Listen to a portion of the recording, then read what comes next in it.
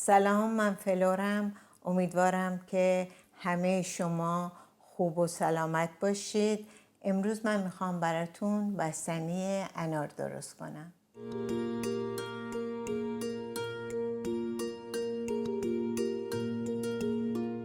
اوکی، من اول 32 اونس هیوی کریم دارم که اینو خوب تکونش میدم و میریزم توی این کاسه.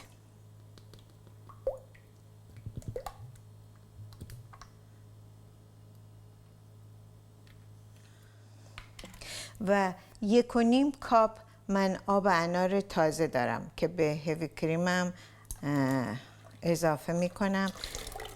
یه مقداری من نگه میدارم میریزم توی این ظرفمون که همه هیوی کریماشو استفاده کرده باشم.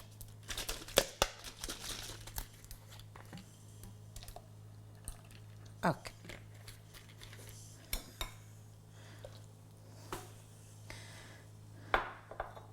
و بعد 1 کاپ شکر دارم و این شکر رو به موادمون اضافه میکنم و با مخلوط کن من اینو مخلوطش میکنم.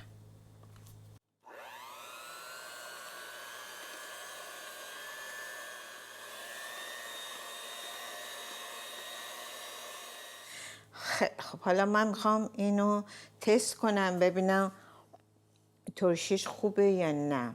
فکر میکنم لایم لازمه. حالا من 1 قاشق چایخوری لایم بهش اضافه میکنم. به همش میزنم، دوباره تست میکنم ببینم طعمش چطوره.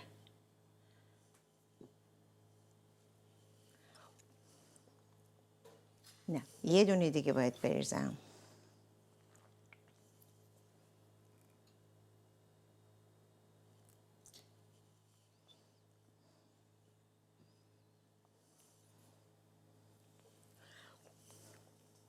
پرفکت، خیلی خوب شد، عالی شد. حالا من این مواد آیس کریممو میریزم توی ظرف دیگه که راحت بتونم بریزم توی آیس کریم میکرم.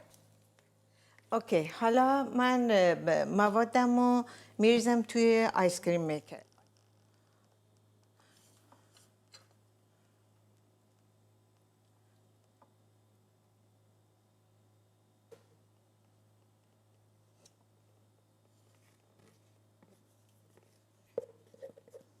اوکی، این آیس کریم ما، اینم دستگاهش و اینم سرش. اوکی، اینو من روشن میکنم و حدود نیم ساعت تا 40 دقیقه بستنی آماده است.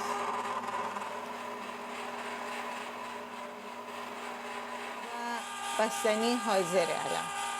و بعد الان من خاموشش میکنم، میریزم توی این ظرف، میذارم توی فریزر برای چند ساعت که بستنی آماده بشه.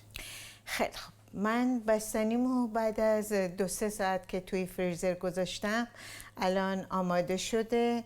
من اینو سرو میکنم و بعدم یه کمی تستش میکنم ببینم مزهش چطور شده.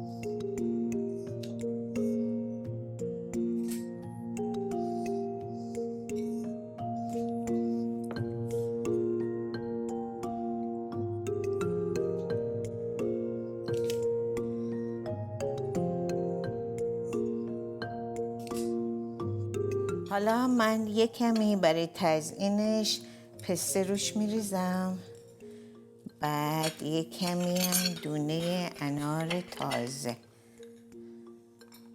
واو،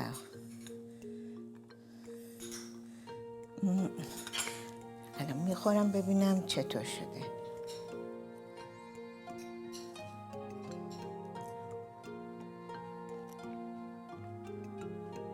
اوه، فوق‌العاده خوب شده.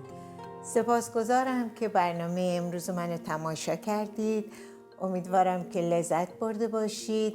با امید دیدار همه عزیزان تا برنامه آینده.